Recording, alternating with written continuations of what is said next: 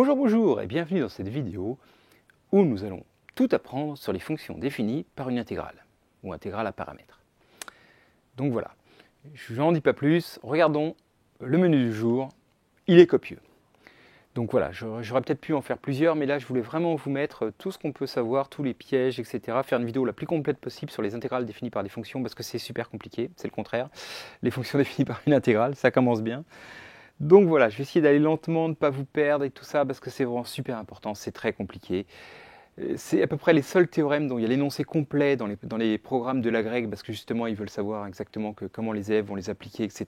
Parce que dans le cadre Lebesgue, dans le cadre Riemann, c'est pas tout à fait pareil, etc. Donc là, voilà, je voulais tout englober, vous mettre toutes les hypothèses bien précisément, pour que vous sachiez une bonne fois pour toutes qu'est-ce qu'on peut faire ou qu'est-ce qu'on ne peut pas faire avec une fonction définie par une intégrale.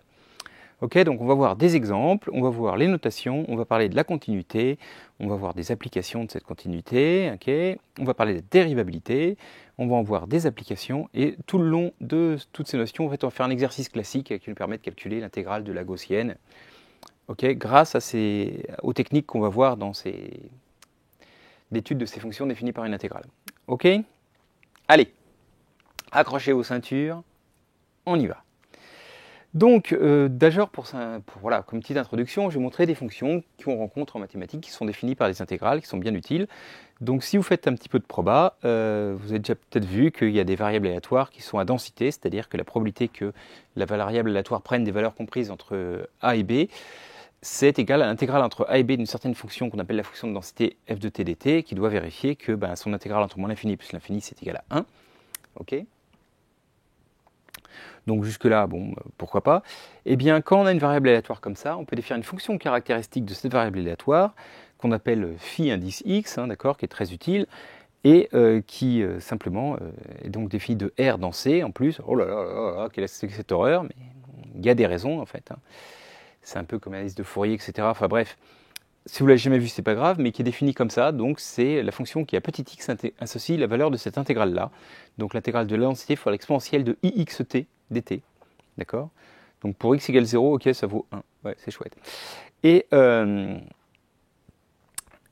ce qui est super utile, c'est que cette fonction caractéristique permet de retrouver l'espérance, la variance, enfin toutes les propriétés en fait de la variable aléatoire sont codées par sa fonction caractéristique, et puis en plus il y a plein de petites formules rigolotes. La fonction caractéristique de la somme, c'est le produit de convolution des deux fonctions caractéristiques, etc., etc. Enfin bref, je ne vais pas rentrer trop dans les probas maintenant, ça viendra un jour. Et voilà, je vais vous en donner d'autres exemples de fonctions comme ça. Eh bien, par exemple, il y a une fonction qui s'appelle la fonction gamma, donc ce sera l'objet de la vidéo suivante pour la détailler, pour faire tous les détails de cette propriété, mais elle est fantastique parce que elle est C infini, d'accord, sur R+, elle est définie. Alors, on peut la prolonger, mais enfin, on va prendre la version simple. Elle est définie sur R plus étoile, et elle prend en n plus 1 les valeurs factorielles n. Ok. Et donc, du coup, ça permet de définir qu'est-ce que ça veut dire factoriel de pi, factoriel de 2,7, factoriel de 5,5. Mais pour ça, on a même une formule explicite dans cette fonction, vous voyez. Pourquoi? Parce que vous voyez, c'est une fonction qui est croissante. Enfin, ça, je n'ai pas marqué, mais qui est C infini, qui est croissante. Et puis, alors je vais faire le dessin pour vous, hop, et puis qui prend des valeurs, donc genre de 1 factoriel, bon c'est 1, 2 factoriel, ok c'est 2, 3 factoriel, 6, 4 factoriel, 24, 5 factoriel, 25, elle prend ces valeurs-là, et puis elle est continue, elle est croissante, donc du coup, ça donne une valeur raisonnable à 3,5 factoriel, la valeur de cette fonction, vous voyez. D'accord. Donc ça c'est super sympa, parce que voilà, moi je trouve ça très rigolo, comment réussir à généraliser un truc qui n'a absolument pas de sens pour un nombre qui n'est pas un entier. Factoriel pi, qu'est-ce que ça peut bien vouloir dire? Voilà, on a trouvé, on lui donne un sens, quoi, vous voyez. Factoriel pi, ça va être plus grand que les factoriels des nombres plus petits, et plus petit que les factoriels des nombres d'apprend. Ça sera compris entre factoriel 3 et factoriel 4, forcément, puisque pi, bref. Moi, je trouve ça très marrant. Et donc, cette fonction gamma, pour l'étudier, on va utiliser tous les théorèmes qui sont là, parce que, haha, spoil, elle est définie, elle aussi, par une intégrale. C'est-à-dire que pour chaque valeur de x, il faut calculer la valeur d'une intégrale, et même, en l'occurrence, d'une intégrale généralisée, ok, et pour calculer ces valeurs. Et on ne sait pas faire autrement, sinon on ne s'en mettrait pas, je veux dire, vous voyez. Donc, voilà, on va se dire, oh là là là là, les fonctions définies par des intégrales, ouais, mais sauf qu'on fait des fonctions géniales avec ça. Donc il faut apprendre à les étudier. Ok. Alors, on va essayer d'y aller doucement.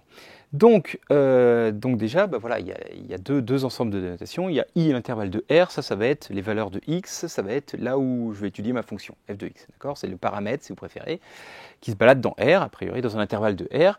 Et j, donc ça c'est l'intervalle d'intégration. Donc c'est AB fermé ou AB ouvert, ou un ouvert d'un côté, ouvert des deux côtés. Puis A, ça peut être une valeur dans R et B aussi, ou ça peut être moins l'infini et B, ça peut être plus l'infini. Vous voyez.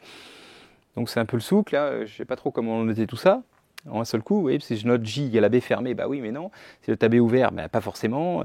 Et puis en plus, AB fermé, c'est plus l'infini, moins l'infini, ça marche pas. Enfin, bref, dans tous ces cas-là, voilà. Donc je ne sais pas comment le faire, mais J, c'est le domaine d'intégration, d'accord.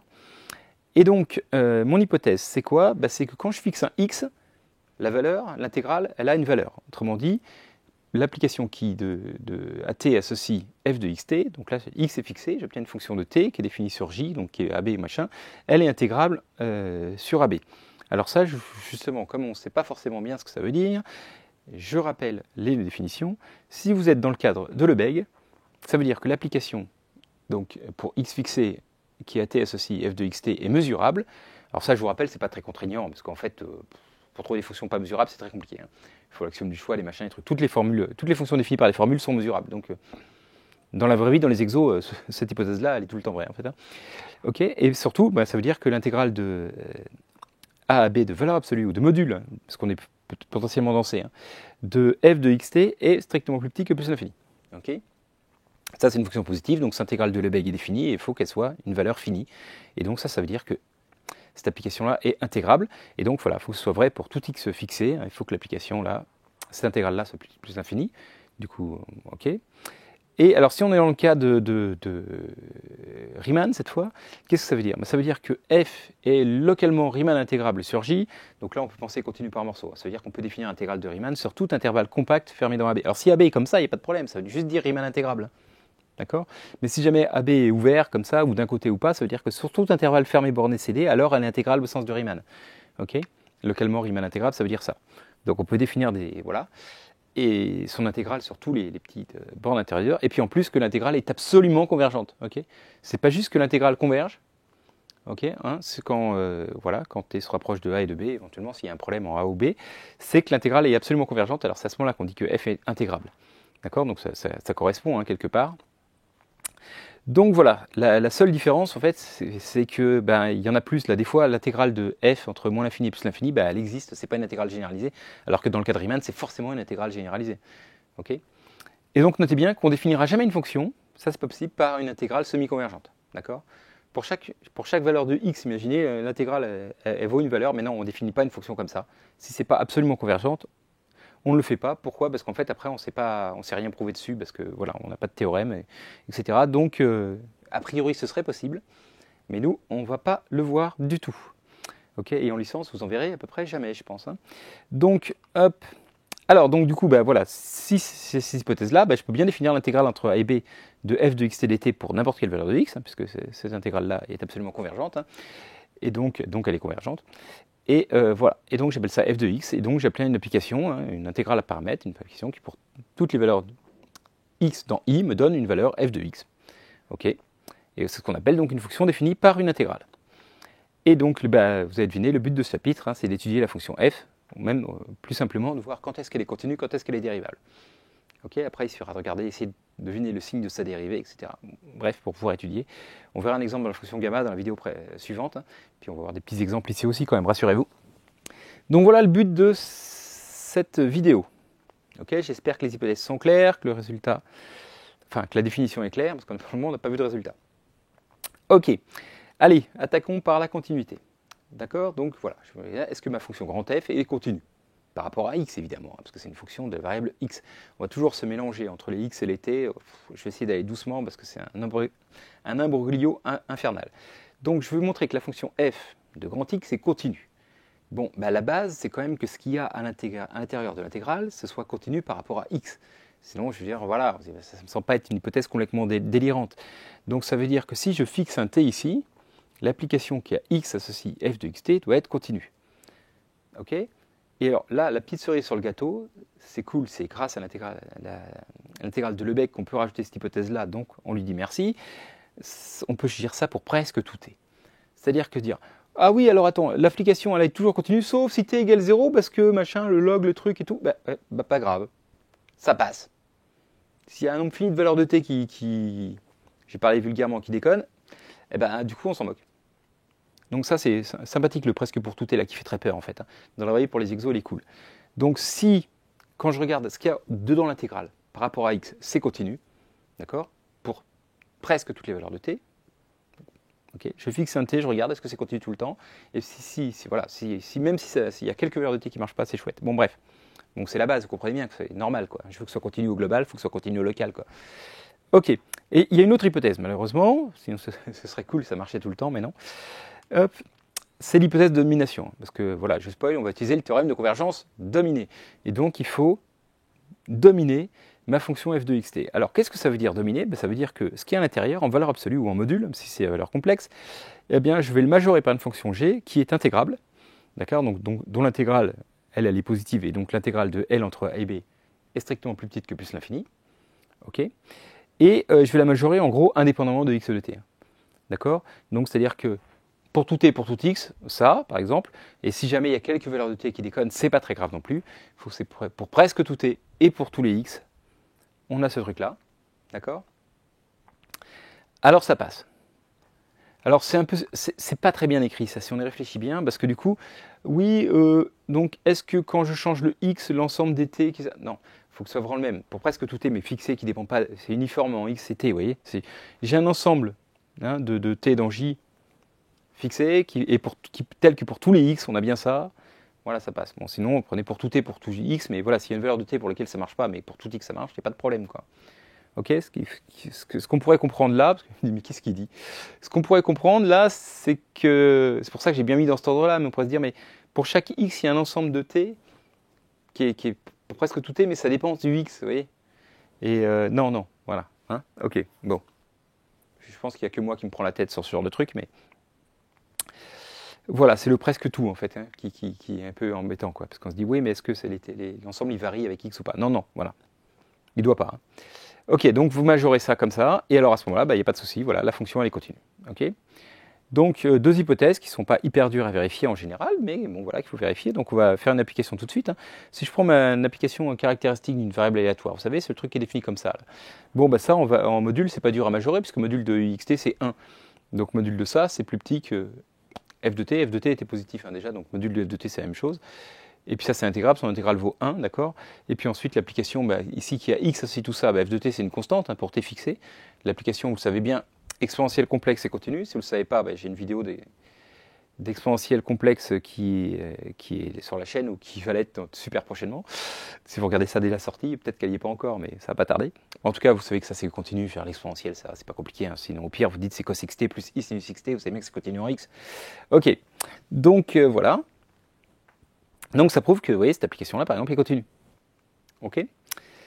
Alors, comme j'ai envie de vous montrer d'autres applications, d'autres astuces de calcul, etc., pendant qu'on y est, on va faire un petit exercice très classique.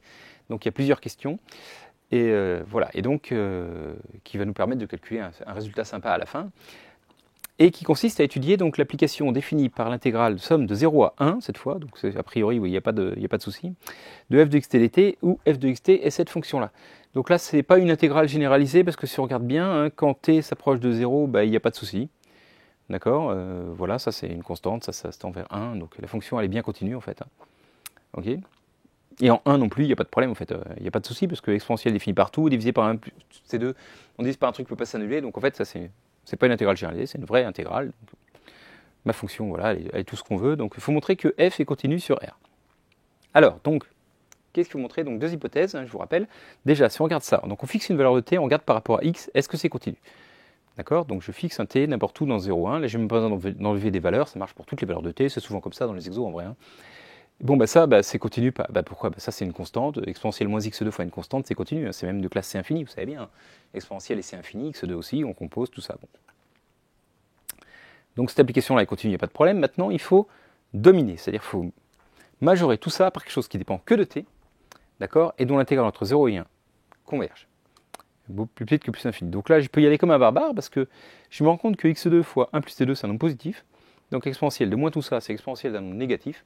Donc c'est plus petit que 1. Donc ça, hop, plus petit que 1 sur 1 plus t2. Bon, l'intégrale de 1 sur 1 plus t2, elle converge en l'infini, mais on s'en moque complètement. Entre 0 et 1, c'est une fonction continue, donc l'intégrale converge. Mais en fait, je n'ai même pas besoin de m'embêter, je veux dire. C'est même plus petit que 1, oui. Ouais, parce que 1 plus t2, c'est plus grand que 1, donc ça, c'est plus petit que 1. l'intégrale de 1 entre 0 et 1, ça converge. Donc vous voyez, quand on est dans ce cadre-là, ce qui arrive de temps en temps, là, il n'y a vraiment pas de problème, on peut majorer comme des barbares. Hein. Okay, c'est la première chose que je voulais vous expliquer, c'est que voilà, on n'est pas obligé de se limiter, on y va comme des oufs. Hein. Ok, et donc voilà, ça prouve que f est continu sur R. Bon, jusque-là, pas bien compliqué. Ok. Donc voilà. Bon, maintenant, il faut peut-être faire la preuve quand même hein, de ce que j'ai dit. Bah oui, parce que je suis un peu pénible, mais je veux prouver ce théorème-là. Alors, on va un petit peu accrocher ses ceintures, et on y va. Alors, pour montrer, donc je vous rappelle que je vais montrer que ma fonction grand f est continue. D'accord. Donc je prends un petit x dans i n'importe où, je veux montrer que grand f est continu en grand x. Alors qu'est-ce que ça veut dire? Ça veut dire que la limite de f de y quand y se rapproche de x, et y différent de x, est égale à f de x. Et une astuce pour ça, vous l'avez peut-être déjà vu en topologie, hein, montrer qu'une fonction tend vers quelque chose, une fonction tend vers L, quand y tend vers x, par exemple, si vous prenez une suite xn qui tend vers x, si f de xn tend vers L, pour n'importe quelle suite, alors ça prouve que la fonction tend vers la valeur. Okay, hein, une astuce pour montrer qu'une fonction tend vers une limite, c'est montrer que f de xn tend vers une limite pour toute suite qui converge vers le x. Okay, ça me prouve que f tend vers une limite en x. Voilà, donc ça c'est une astuce déjà, pour se ramener à un cas discret. Donc il faut montrer que pour n'importe quelle suite xn qui tend vers x, f de xn tend vers f de x. Ok? Ça suffit. C'est équivalent, ça montrera que la limite de f de y, quand y tend vers x, c'est f de x. Ok? Bon, ben voilà. Donc, ok, alors comment on fait ça? Alors, pour tout n, je vais poser fn de t égale f de xn t. Hein, j'ai ma suite xn, pourquoi pas? Je fixe, voilà, pour le terme xn, bah, j'appelle cette fonction fn de t, elle ne dépend plus que de t, puisque hein, quand n est fixé, xn est fixé, voilà. Et puis, d'accord, donc là, j'ai mon x qui est fixé, hein, je vais regarder si est-ce qu'elle est continue en x. J'appelle f de t, f de xt. Ok? Bon, alors, grand f de xn, donc par définition, c'était l'intégrale de f de xn t dt, donc c'est l'intégrale de fn de t dt entre a et b. Ok? Hein, je vous rappelle, c'est peut-être une intégrale généralisée, là, on ne sait pas trop, hein, mais bon. Et f de x, c'est l'intégrale entre a et b de f de t dt, hein, puisque f de t, c'est ça. Donc, voilà. Donc, il faut montrer que ça tend vers ça. Ok? Et donc là, on est quand même super content parce que, je veux dire, on a des hypothèses, hein, on sait que voilà, cette intégrale-là existe, que cette intégrale-là existe, on montrait que ça tend vers ça. Okay, ça nous rappelle quelque chose quand même, hein, non? Ça rappelle furieusement le théorème de convergence dominée. Ok? Donc, on veut utiliser le théorème de convergence dominée pour montrer que limite de ça, c'est ça quand n tend plus l'infini. Alors, il y a des hypothèses pour le théorème de convergence dominée. Hein. Je vous rappelle. Qu'est-ce qu'il faut? Ben, il faut déjà que la suite fn converge simplement vers f. Ok? Donc voilà, ça c'est quand même la base. Et puis d'autre part, il faut qu'il existe, il faut dominer, c'est convergence dominée, la convergence et la domination. Il faut qu'il existe une fonction g intégrable, telle que pour presque tout t, et pour tout n, valeur absolue de fn de t, enfin module de fn de t soit plus petit que g de t. Ok, donc je vous rappelle, voilà, ça c'est le théorème de convergence dominée. Il dit que voilà, si on a une suite de fonctions fn mesurables ou intégrables, etc. Bon, ça c'est les hypothèses de base qu'on avait déjà sur f de xt, hein, donc c'est bien défini. Et donc les deux hypothèses importantes, c'est que fn converge vers f et simplement, pas uniformément, c'est ça qui est bien. Il n'y a pas besoin de la convergence uniforme, juste simplement. Ok, donc voilà, c'est pour tout t fixé, fn de t converge vers f de t. Et qu'on peut majorer ça uniformément par contre en n et en t par une fonction g de t intégrable, alors ça. Et donc ce qu'il suffit de vérifier maintenant, c'est que les hypothèses qu'on vient de voir sur la continuité et la domination se déclinent en ces hypothèses-là et qu'on peut appliquer le théorème de convergence dominée et voilà quoi. Ok. Si vous n'avez pas vu la preuve du théorème de convergence dominée, je vous rappelle que j'ai une vidéo par contre là, qui est déjà faite sur le théorème de convergence dominée que je vous incite fortement à aller regarder. Hein. Ok, parce que ça c'est vraiment l'argument de base de tout ce qu'on va voir aujourd'hui, donc si vous avez oublié, vous pouvez retourner voir tout ça. Bon bref, alors l'hypothèse de continuité, donc je vous rappelle en x, hein, de la fonction à l'intérieur, c'est-à-dire que si je fixe un t, la limite donc de f de xn de t, c'est f de xt, parce que voilà, ça c'est la limite de f de xn, c'est x, donc comme c'est continu quand t est fixé, bah, ça me donne bien ça. Donc autrement dit, ça veut dire que la limite de fn de t, c'est f de t pour tout t fixé. Donc c'est la convergence simple de fn vers f. Ok? Voilà, la continuité, la première hypothèse, la continuité implique la convergence de cette suite fn simplement vers f, donc c'est fantastique. Et l'hypothèse de domination, donc je vous rappelle, hein, ce qu'on a vu, c'est qu'on pouvait majorer valeur absolue module de f de xt par g de t. Et ben, c'est fantastique parce que du coup, ça veut dire quoi? Ben, ça veut dire que pour tout t, presque tout t et pour tout n, un cas particulier, la valeur absolue de f de xn t, c'est plus petit que... donc ça, c'est égal à la valeur absolue, module de fn de t, c'est plus petit que g de t. Bah, donc c'est justement l'hypothèse dont on avait besoin, quoi, hein, d'accord? Et donc voilà, donc, voilà, d'après le théorème de convergence dominée, bah, du coup, hop, j'ai la preuve que ma fonction de grand F est continue. Ok. Alors, maintenant, on va faire un petit cas particulier. En fait, la preuve qu'on a faite, on a démontré que f était continue, mais en fait, on a juste montré que la limite quand, quand y tend vers x de f de y, c'était f de x. Ok, donc, en fait, on peut même généraliser ça. Enfin, voilà, on peut faire même des limites de f. Hein, c'est un cas particulier, en fait, mais qui peut être utile dans certains cas. Donc, en fait, la démonstration précédente, on peut la réutiliser dans ce cas-là. Alors, on va aller doucement, parce qu'il y a plein d'hypothèses, c'est compliqué, tout ça, mais bon. C'est juste, je ne sais pas que f est continu, mais je sais juste que quand x tend vers x0, f de xt tend vers une certaine valeur f de t. Ok? Bon, c'est peut-être f de x0t si elle est continue, mais peut-être pas, en fait. Voilà. Je sais qu'il y a une limite là. À l'intérieur, quand je fixe t, et quand x tend vers, je sais pas moi, l'infini, par exemple, ou 3, ou machin, ça tend vers quelque chose. 0, par exemple. C'est mon truc classique. Mais enfin bon. Il y a une limite, pour toute valeur de t fixée, il y a une limite quand x tend vers quelque chose. Ok? Qui s'appelle f de t. D'accord? Et alors maintenant, pour presque tous les t et pour tous les x, alors pareil, on peut se poser pour tout t, pour tout x, mais cette fois, dans un voisinage de x0, il suffit que ce soit pour x assez près de x0, pour x positif, ou pour x entre 2 et 3, ou pour x plus grand que 1000, enfin, hein, si 0 c'est plus l'infini, bon bref, si x0 c'est plus l'infini, dans un voisinage de x0, ok? Donc pour x appartenant à x0 moins alpha, x0 plus alpha, c'est pareil, ça c'est x0, si jamais x0 n'est pas plus l'infini, sinon ça n'a pas de sens, hein, d'accord? Donc en tout cas, voilà, dans une petite boule ouverte autour de x0 qui peut être très très grande, si x0 c'est plus l'infini. Hein. Bon, bref, je peux majorer module de f de xt par g de t où g est intégrable. D'accord? Donc en fait, l'hypothèse, là, je la prends voilà, en x c'est local, en t c'est partout. Hein.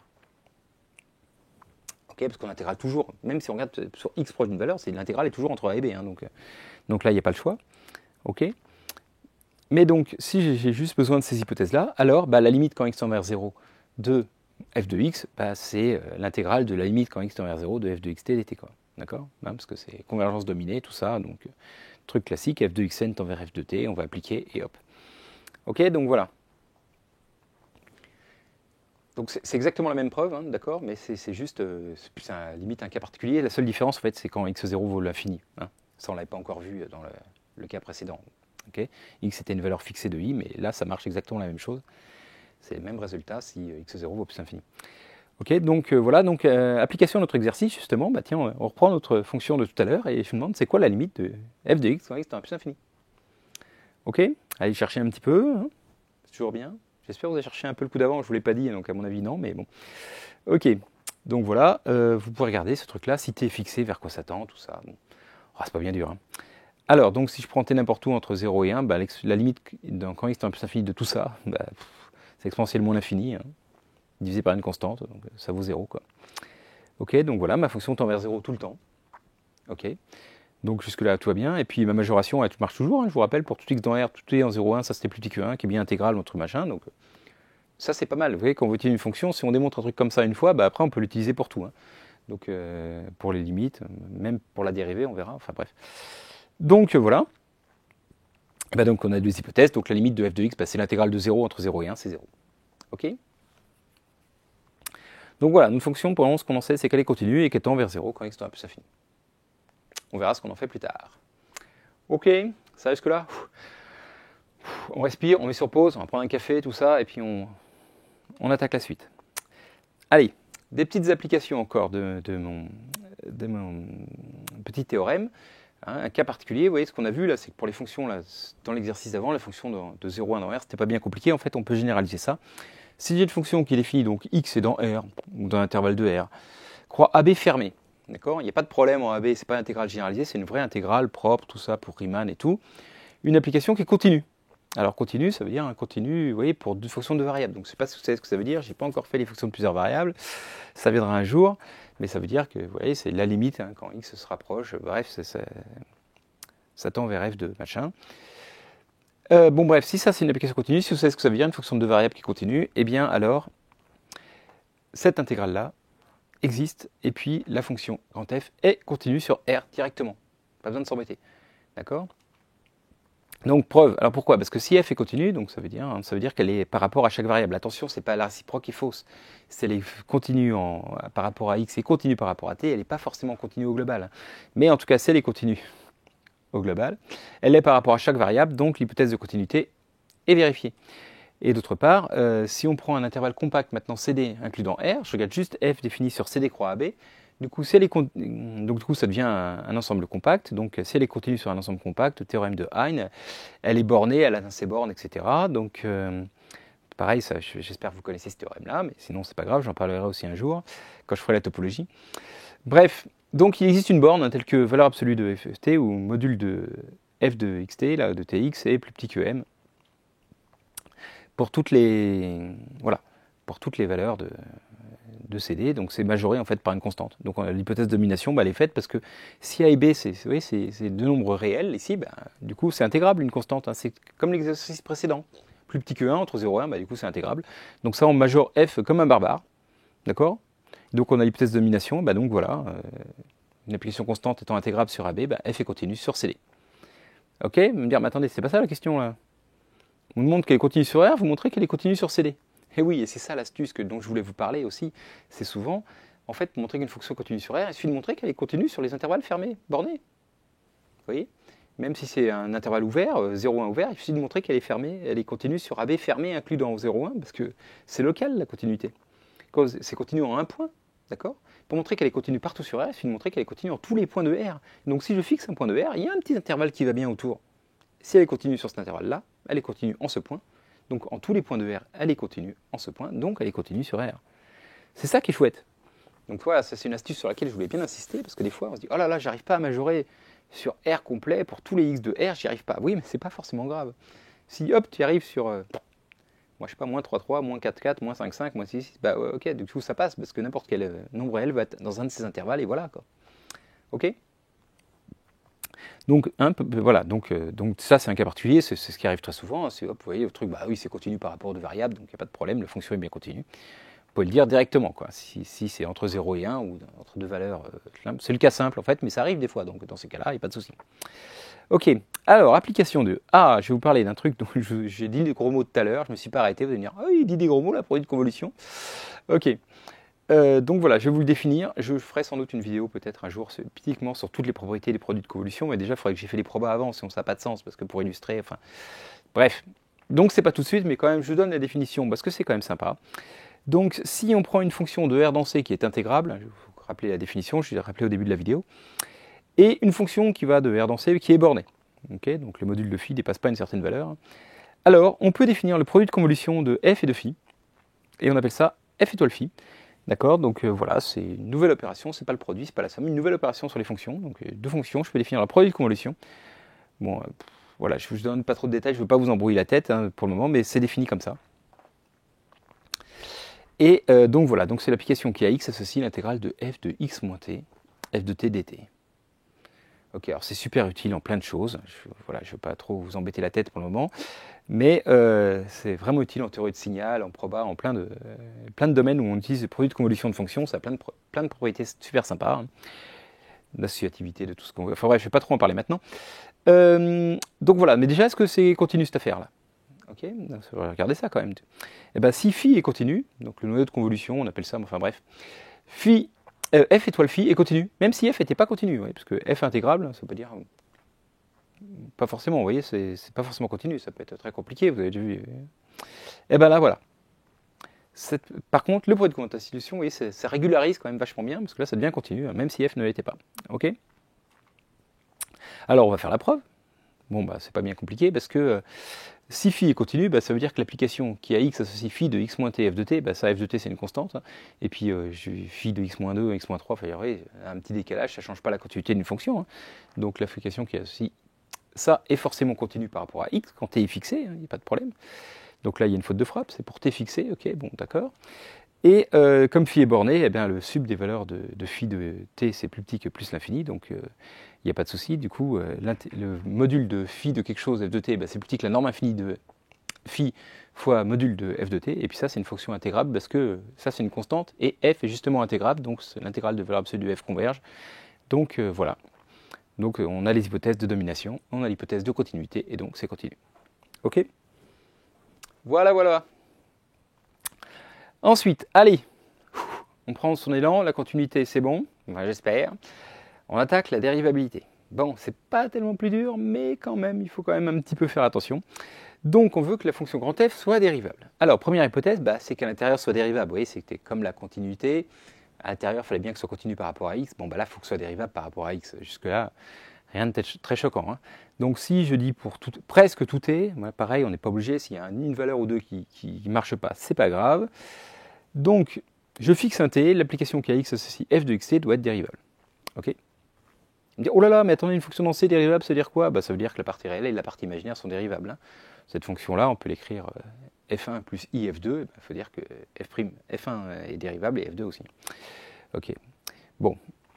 Voilà, parce que malheureusement, des fois, on l'utilise pour les fonctions caractéristiques et tout, on trouve des fonctions à valeur complexe. Bon, mais c'est pas tellement plus dur. Hein. Bref, donc ce truc-là est dérivable, et donc ça admet une dérivée partielle, d'accord? Voilà. df sur dx. Hein. Bon. Jusque-là, tout va bien. Si t est fixé, vous savez bien comment on fait pour dériver par rapport à x, tout ça, bon, ça existe. Ok? Alors, là, il y a une petite subtilité, parce que si je suis dans Riemann, c'est super compliqué de voir, mais il est possible que ma fonction soit localement intégrable, donc voilà, ou même... et que la dérivée ne le soit pas.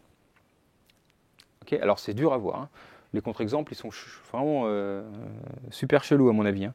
D'accord? Donc si vous êtes dans le cadre de Riemann complet, donc aucune hypothèse sur f, machin, là, juste qu'elle est localement Riemann intégrable, etc., et que vous voulez regarder, du coup, est-ce qu'on peut dériver? Il faut rajouter l'hypothèse que la dérivée partielle est localement intégrable aussi sur J pour pouvoir définir l'intégrale de cette fonction-là. Parce que vous voyez bien, vous devinez bien qu'à la fin, la dérivée de grand F, ça va être l'intégrale de la dérivée par rapport à x à l'intérieur. Donc ça, il faut que ce soit localement intégrable. Oui. Il faut qu'on puisse définir l'intégrale de ce truc-là. Ok, alors vous pouvez dire continu par morceau, localement intégrable, c'est un peu plus faible que continu par morceau, mais dans la vraie vie, ça suffit quoi. La plupart du temps. Si vous êtes dans le cadre de Riemann, vous êtes dans le cadre c'est génial, vous êtes dans le cadre de Lebesgue, il n'y a pas besoin, parce que automatiquement df sur dx va être mesurable, et l'hypothèse de domination qui vient fait qu'elle est forcément intégrable, donc il n'y a pas de problème. Mais voilà. Bref. C'est pour ça que Riemann, c'est un petit peu moins puissant que Lebesgue quand même. Hein. Il y a des raisons si on fait l'intégrale de Lebesgue, mais bon. Bref, donc là, vous pouvez supposer, par exemple, que c'est l'hypothèse qu'il y a dans la grecque, c'est que la dérivée partielle est continue sur J. Alors, et là, évidemment, vous me dites, mais pourquoi pas continue par morceau? Attendez, localement intégrable, on a vu une fonction localement intégrable, ça veut dire continue par morceau. Et donc là, astuce, je vous fais référence, une petite allusion à ma vidéo sur le théorème des valeurs intermédiaires, où je vous explique justement le théorème de Darboux qu'une dérivée vérifie toujours le théorème des valeurs intermédiaires, même si elle n'est pas continue. Mais là, en l'occurrence, ça implique que si une fonction dérivée est continue par morceau, ça veut dire qu'elle est continue sur un intervalle ouvert et qu'elle peut se prolonger à droite et à gauche, vous savez, c'est des hypothèses assez fortes. Bref, une dérivée qui est continue par morceau est forcément continue. Donc c'est pour ça, en fait, moi je m'étais posé la question aussi, quand j'ai vu la première fois l'énoncé pendant le programme de la grecque, pourquoi il suppose que la dérivée partielle est continue et pas juste continue par morceau? Parce qu'en fait, ça n'a pas de sens. Une dérivée qui est continue par morceau est forcément continue, en fait. Donc, voilà. Bref, donc voilà l'énoncé.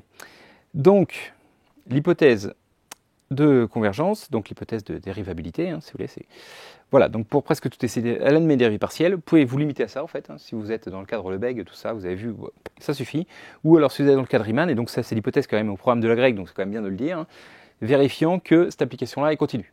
D'accord? Donc au début, vous avez une fonction continue par morceau, pour chaque valeur de x, f de xt est continue par morceau pour la grecque, et qui vérifie que la dérivée partielle est continue sur J.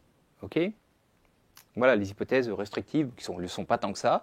Et puis les hypothèses pour les vrais hommes, pour ceux qui connaissent Lebesgue, voilà, c'est juste on s'en fout en fait. C'est la fonction, la claque, mesurable, localement intégrable, et puis la dérivée partielle existe. Chouette. Pourquoi? Parce que cette hypothèse de domination montre que forcément elle est intégrable. D'accord? Donc, justement, la ruse, c'est que cette dérivée partielle, là, elle est intégrable, elle est bornée par g de t, indépendamment de x, en fait. C'est le truc. D'accord? Pour presque tout t et pour tout x, la même chose que tout à l'heure, on peut majorer le module de la dérivée partielle par une fonction qui dépend que de t, et dont l'intégrale converge. D'accord? Donc c'est la même domination, sauf que tout à l'heure c'était f, maintenant c'est la dérivée partielle. Ok. Et bien donc si c'est comme ça, la fonction grand F, là, elle est dérivable. Et sa dérivée, vous avez fait deviner, c'est l'intégrale de sa dérivée partielle. D'accord? Donc on dérive à l'intérieur de l'intégrale, quoi. Voilà. Et hop, on obtient la dérivée de f. Donc pour faire ça, il faut que ce soit dérivable à l'intérieur. C'est la base quand même. Hein. Okay, et puis par contre, il faut, voilà, cette hypothèse de domination, là, il faut essayer de majorer la dérivée partielle par quelque chose. Ok? Mais en général, c'est pas hyper dur, mais il faut bien, voilà, faut penser à ces deux hypothèses. Ok? Alors plein d'exemples, la preuve, et puis c'est fini. Allez. Donc déjà, plein d'exemples. Donc reprenons mon application caractéristique de ma variable aléatoire grand X, là, tout ça. Bon, alors là, vous allez me dire, ok, je ne sais pas forcément dériver exponentielle, mais enfin quand même, là, faut pas exagérer, vous allez me faire confiance. La dérivée de la fonction qui a x associe exponentielle ixt, c'est it fois exponentielle ixt. D'accord? C'est comme si c'est un nombre réel, le it, on le sort de la exponentielle et hop, la dérivée de ça, ça fait ça. Vérifiez avec cos, si vous voulez, cos xt plus 6 sinus xt, vous allez voir, ça fait ça. Ok. Bon, jusque-là, tout va bien. Donc, ok, la dérivée par rapport à x de ce truc-là, ça va bien. Mais maintenant, voilà, pour la dérivée partielle existe, ok, il faut que je domine. Okay.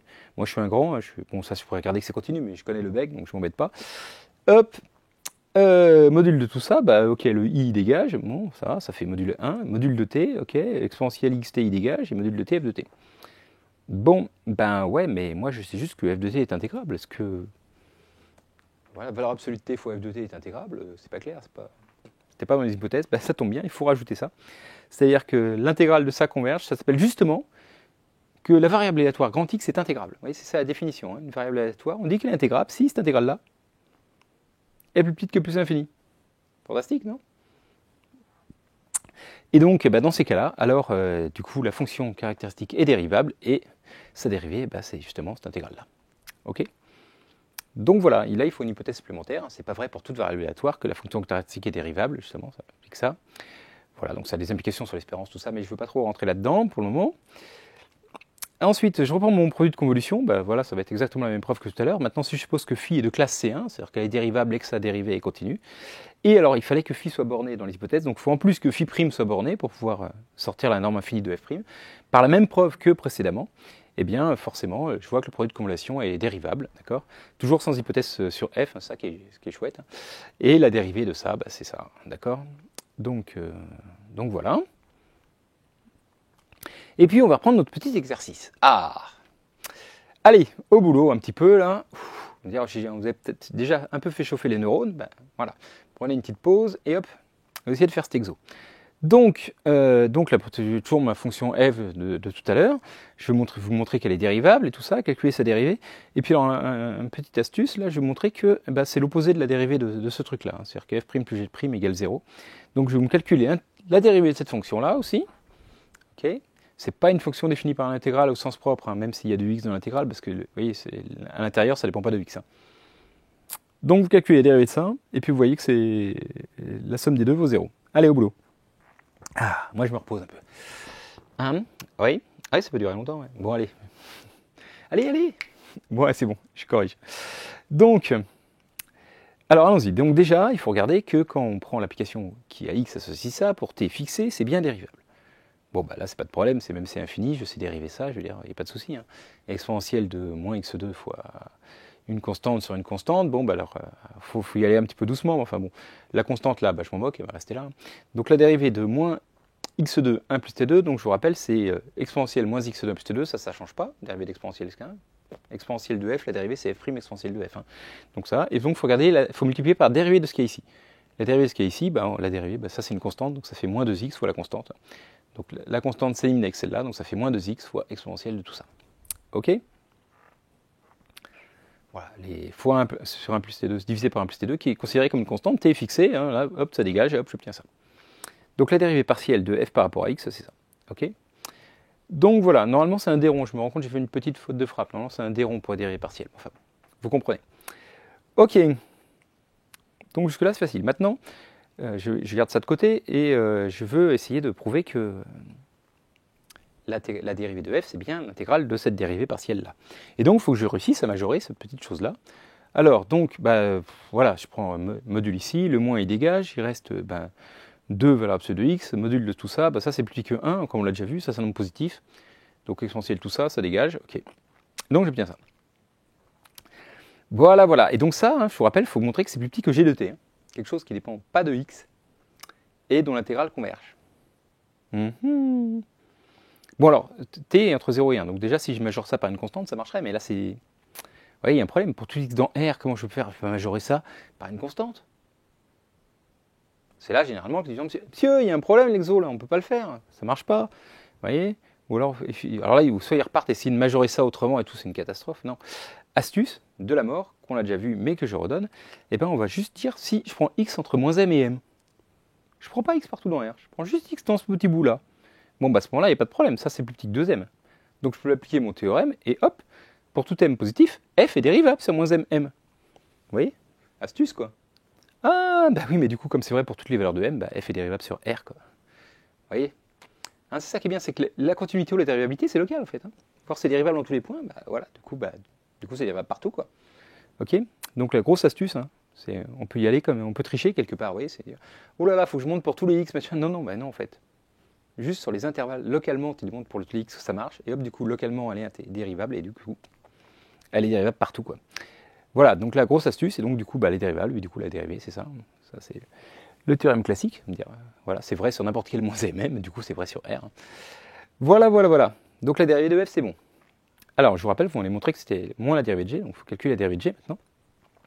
Donc j'ai gardé la dérivée ici, voilà g, il faut calculer la dérivée de ce truc-là. Alors, comment dériver une fonction au carré? Vous savez, la dérivée de f carré, c'est 2ff'. Okay, hein, ça, c'est classique, composé de deux fonctions, donc ça fait 2 fois f, ok, ça, je l'ai gardé là, fois la dérivée de ça. Et la dérivée de ça, vous regardez, c'est la primitive de exponentielle moins t2. Hein. Donc c'est exponentielle moins x2, sa dérivée. Ok? Jusque-là, tout va bien. Bon, alors, on ne voit pas encore tout à fait bien le rapport entre ça et ça. Alors c'est normal, parce qu'il faut faire un petit changement de variable. Donc cette intégrale-là, je la modifie un petit peu.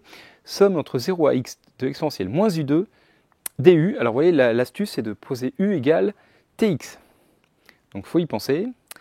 D'accord, donc voilà. Donc alors du coup, comment ça se passe? Donc si je pose u égale tx, donc du égale x dt.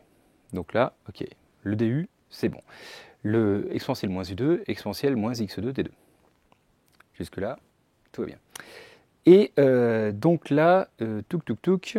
Ensuite, u égale tx, hein, je vous rappelle. Donc quand u vaut 0, x il vaut 0. Et quand u il vaut x, u égale tx, il vaut x, donc t égale 1. Ok? Voilà. Hein, faites-le si vous voulez, vérifier, il n'y a pas de souci, que c'est bien ça. Et du coup, je remplace cette intégrale-là par cette intégrale-là. Hop, et j'obtiens donc ça finalement c'est 2x exponentielle moins x2 qui était lâché 1, parfois cette intégrale-là qui reste, là, un somme de 0 à 1 de moins x2 t2 dt, et là, oh surprise, je rentre ce exponentielle moins x2 à l'intérieur, c'est une constante, il ne prend pas de t. Hein. Comme j'intègre par rapport à t dans l'intégrale, et j'obtiens donc c'est 2x fois l'intégrale entre 0 et 1 de exponentielle moins x2, facteur de t2 plus 1 dt. Oh, mais ne serait-ce pas l'opposé de celle-ci? Bah si, c'est tout pareil, sauf qu'il y a un moins là, donc la somme des deux vaut bien 0. Ouf! Voilà, voilà. On est content. Ok, super. Allez, on va faire la preuve. Alors, pour faire la preuve donc, du théorème sur la dérivée, hein, bon, elle n'est pas essentielle. Je veux dire, franchement, si vous savez utiliser les théorèmes de continuité et de dérivabilité, ça suffira largement. Mais enfin, comme je suis un petit peu un puriste et que voilà, il n'y a pas de raison de vous embêter, je vais quand même vous faire la preuve. Hein. Donc, pour la preuve, on va utiliser l'inégalité des accroissements finis. Donc, ça aussi, c'est bien. Si on l'a oublié, ça fait toujours pas de mal de le revoir. Donc, si on prend une fonction dérivable sur un intervalle alpha bêta, je vous rappelle, la valeur dans C, ça veut dire que h, et je peux l'écrire h1 plus iH2, et que h1 est dérivable et h2 est dérivable. Okay, voilà. Et si donc il existe un m tel que module de h' de x, alors h' de x c'est f1' de x plus i f2' de x, donc module de ça c'est racine de f1' au carré plus f2' au carré. Hein. Ok, bon, bref. Si c'est majoré par m, alors pour tout x1 x2 dans alpha bêta, le module de la différence entre h1 et h2x1 h2x2 divisé par la différence entre x1 et x2 est plus petite ou égale à m. Ok? Donc voilà, il y a même l'égalité des accroissements finis, disons que ça c'est égal à un certain h2c et tout ça, mais enfin bref, ça c'est que dans R, enfin. On va pas trop embêter là-dedans, mais en tout cas cette inégalité-là, elle est tout le temps vraie. Ok, alors comment ça se prouve? Je peux supposer que x1 est plus grand que x2, parce que si j'inverse x1 x2, le module ne change absolument pas, parce que d'accord, donc ça ne change pas plus, c'est juste pour mes notations, c'est plus facile, je suppose que x1 est plus grand que x2. Et du coup, à ce moment-là, donc h de x1 moins h de x2, c'est bien l'intégrale entre x2 et x1 de h' de t dt. Et du coup, là, les bandes sont dans le bon sens, ouais, c'est juste pour ça. Hein, quand même. Ok, donc voilà. Et du coup, alors, bah, maintenant, je veux dire que valeur absolue de ça, de h de x1 moins h de x2, bah, c'est du coup valeur absolue de cette intégrale-là. C'est plus petit que l'intégrale de la valeur absolue de h' de t dt. D'accord. Et puis ça, c'est plus petit que m. Donc c'est plus petit que l'intégrale entre x1 et x2 de m. Et donc ça fait m x1 moins x2. D'accord, qui est égal à la valeur absolue de x1 moins x2, parce que j'ai pris x1 plus grand que x2. Donc hop, je divise et je trouve bien le résultat annoncé. Ok. C'est hyper classique, hein, il n'y a vraiment aucun problème, quoi. Donc voilà, donc c'est les propriétés de l'intégrale de base de Riemann, ou de Lebesgue, enfin bon. Donc voilà, on va se servir de ce petit théorème-là quand même. Ok. Alors, donc maintenant allons-y pour la preuve. Donc comme pour la continuité, hein, pour montrer que f est dérivable en un point x fixé, ben voilà, il faudrait que j'ai montré que f de y moins f de x sur y moins x tend vers une limite, okay, quand y tend vers x. Et ben on peut se limiter aux suites. Toujours pareil, c'est super astuce. Hein. Pour montrer qu'une fonction tend vers une limite, il faut montrer que pour toutes les suites convergeant vers la valeur, alors f de cette suite tend vers une limite. Okay. Donc voilà, je prends une suite xn qui converge vers x fixée, et je montrer que du coup, ben voilà que grand f de xn moins grand f de x sur xn moins x tend vers une limite. Ok. Alors, pour ça, je vais poser l'application dn suivante. Dn un peu comme différence, hein, je vais appeler ça comme ça, différentiel, différence, bon bref. Dn de t, alors c'est quoi? F de xn moins f de t moins f de xt sur xn moins x. Pourquoi j'appelle ça comme ça? Simplement, vous voyez bien, c'est simplement pour que f de grand xn moins f de grand x sur xn moins x, le truc que je veux montrer que ça tend vers une limite, ça devient l'intégrale de dn de t. D'accord? Voilà, comme f de x, c'est cette intégrale-là, je remplace f de xn, hop, hop, divisé par ça c'est une constante, ça ne dépend pas de t, donc ok. Donc voilà, donc pour montrer que ça a une limite quand xn tend vers x, il suffit de montrer que cette intégrale-là tend vers une limite quand n tend vers l'infini, donc je vais pouvoir de nouveau utiliser le théorème de convergence dominée, vous voyez. Hein, c'est toujours la même astuce, quoi. Donc, tout d'abord, comme par hypothèse, quand je fixe un t, l'application qui a x associée f de xt est dérivable en x, ok, bon, ça veut dire quoi? Ça veut dire que cette fonction-là, si t est fixé, ça tend vers quelque chose, d'accord, hein, ça tend vers la dérivée partielle de f en xt. Ok, quand n tend vers l'infini. Il y a toujours les droits. Hop, j'ai recopié ma faute de frappe tout le temps. Bon, ok. Donc ça, c'est l'hypothèse. Donc, c'est bien, ma fonction dn converge simplement vers cette fonction-là. Donc c'est bien parti, vous voyez, parce que je veux montrer que la limite de ça, c'est justement l'intégrale de ça, pour montrer que la dérivée de f en x, c'est justement l'intégrale de df sur dx en xt. Donc on est bien parti, on a la convergence simple, tout ça, bon, chouette, fantastique. Et donc maintenant, voilà, il faut majorer, donc pour appliquer le théorème de convergence dominée qui permettra de conclure, maintenant, on faut donc voilà, trouver une domination, je vous rappelle, montrer que le module de dn de t est plus petit qu'un certain g de t qui est intégrable, tout ça, tout ça. Ok, alors l'hypothèse de domination qu'on avait, nous, c'était quoi? C'était que les dérivées partielles là, étaient majorées, hein, pour tout t, presque tout t, et pour tout x, on avait un g de t tel que ça. L'hypothèse qu'on avait vérifiée, ok. Mais du coup, j'applique l'inégalité des décroissements finis, hein, c'est pour ça qu'on l'a vu avant, à l'application donc f.t, c'est celle qui a x si f de xt. Donc je fixe un t, ok. Bon, après c'est vrai pour tous les t, donc voilà, et là ça dépend. Mais bon, si on fixe un t, on sait que la différence, donc h de x1, h de x2 divisé par x1, x2, donc autrement dit ce truc-là, c'est plus petit que la dérivée de f, ok. Donc la dérivée ici, la dérivée partielle de f par rapport à x, le sub de ça, si ça c'est borné, vous voyez, et puis ça tombe bien, l'hypothèse elle disait que ça avait bien une borne, là pour tout t, c'est plus petit que g de t, d'accord. Et donc le théorème de croissance finie, bon, allons doucement, il dit que si ça c'est borné, si ça existe ce sub-là, que c'est une valeur finie, tout ça, alors cette différence-là est plus petite que le sub des valeurs absolues de la dérivée, ok, par rapport à x. Ça c'est le théorème de croissance finie. Maintenant, j'applique ça et ça c'est vrai pour tout t fixé et pour tout x, hein, d'accord. Et donc là, pour presque tout t et pour tout x, j'ai ça, donc quand je combine les deux, j'obtiens que pour presque tout t et presque tout x, et pour tout x, ça est plus petit que g de t. D'accord? Autrement dit, valeur absolue de dn de t, ça c'est dn de t, est plus petit que g de t. Pour presque tout t et pour tout x. D'accord? Et donc, je peux appliquer le théorème de convergence dominée. Ok? Voilà, hein, j'ai la domination de dn, j'ai la convergence simple, et donc ça me permet de conclure que l'intégrale, donc f' de x, qui était cette limite quand n tend vers l'infini de ces choses-là, si ça existe, c'est donc la limite quand n tend à l'infini de l'intégrale de dn. Ben donc par exemple, dominée, c'est l'intégrale de la limite de dn, donc l'intégrale entre a et b, de la dérivée de f par rapport à x et t. Il n'y a plus la faute de frappe. Et voilà, donc f' de x existe et est bien égal à cette intégrale-là. Ouf, ouf. Bravo, hein. Allez, maintenant la petite récompense quand même, la fin de l'exercice pour trouver un résultat sympa. Allez, donc on reprend notre fonction f habituelle, notre fonction g habituelle, et bien je vous demande deux questions. Montrer que f de x plus g de x c'est pi sur 4, et puis en déduire la valeur entre moins l'infini plus l'infini exponentielle moins t de dt. Et donc tout ça c'est pour ça en fait, hein, c'est parce que cette intégrale-là, il n'y a pas de primitif, je vous rappelle, d'exponentielle moins t de dt qui s'exprime en fonction des fonctions classiques, en fonction des fonctions. Il n'y a pas de formule, je ne sais pas comment le dire, mais voilà, il n'y a pas de formule explicite hein, pour la primitive de exponentielle moins t de dt. Qui existe forcément, c'est une fonction continue, hein, d'accord. Et du coup, on est bien embêté, pourtant cette intégrale-là, elle est utile, vous voyez, pour plein de choses, hein, d'accord. Quand on veut faire ça, avec des fonctions de densité, on veut savoir par quoi diviser pour que l'intégrale vaille 1, donc il faut calculer cette intégrale-là. Eh bien, c'est une méthode, grâce aux fonctions définies par une intégrale, on peut calculer, vous voyez, grâce à cette astuce, c'est un exercice ultra classique, hein, donc je vous le donne. Vous avez un cours, franchement, sur les intégrales, les fonctions définies par une intégrale, ça m'étonnerait qu'il n'y ait pas cet exo-là dans la feuille de télé. On permet de calculer cette intégrale-là. Donc voilà. Allez, j'arrête de blablater, hop, vous finissez cet exo.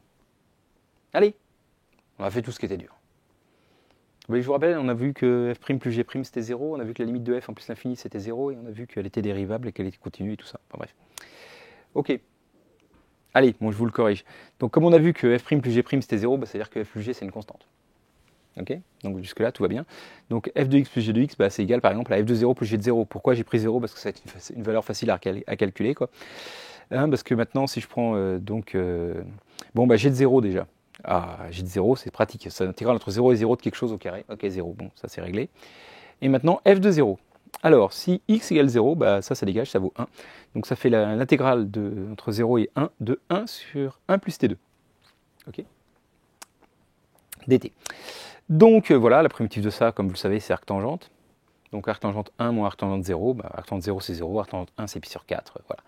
Donc voilà, pas bien dur. Ok. Et donc maintenant, si je calcule la limite, donc ça vaut toujours pi sur 4, hein, donc la limite de f de x en plus l'infini plus la limite de g de x en plus l'infini, c'est toujours égal à pi sur 4, autrement dit la limite quand x tend à plus l'infini de g de x, c'est pi sur 4 moins la limite quand x tend à plus l'infini de f de x, et ça on a vu que c'était 0. Donc la limite de g de x c'est pi sur 4.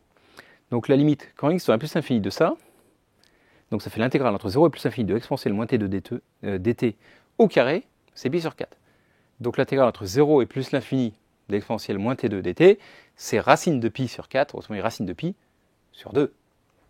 Et donc comme c'est assez clair que cette fonction est une fonction paire, que c'est symétrique, l'intégrale entre moins l'infini et 0, c'est la même que l'intégrale entre 0 et plus l'infini. Donc finalement l'intégrale entre moins l'infini et plus l'infini, c'est 2 fois racine de pi divisé par 2, du coup ça fait racine de pi. Fantastique. Et voilà. Eh bien nous sommes arrivés au bout de cette vidéo. Alors là franchement, particulièrement bravo à ceux qui sont arrivés au bout, parce que je sais que c'est dur.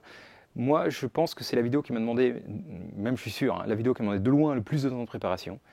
J'avais tourné une première version que le beg. Je me suis dit que ça allait pas, parce que dans l'énoncé de la grecque c'était pas ça, il y avait du Riemann. Et voilà, et puis il y a des théorèmes que Riemann, mais du coup, on n'utilisait pas forcément le théorème de convergence dominée, il y a des hypothèses en plus, etc. Donc bref, je me suis pris la tête pour faire un truc qui soit cohérent, pour rappeler les hypothèses, pour que vous puissiez l'utiliser, pour que vous puissiez faire tous les exercices possibles. Donc voilà, j'espère que ça vous sera très utile. Et puis je vous remercie de l'avoir regardé jusqu'au bout. Franchement, vous êtes des champions, et je vous dis à bientôt.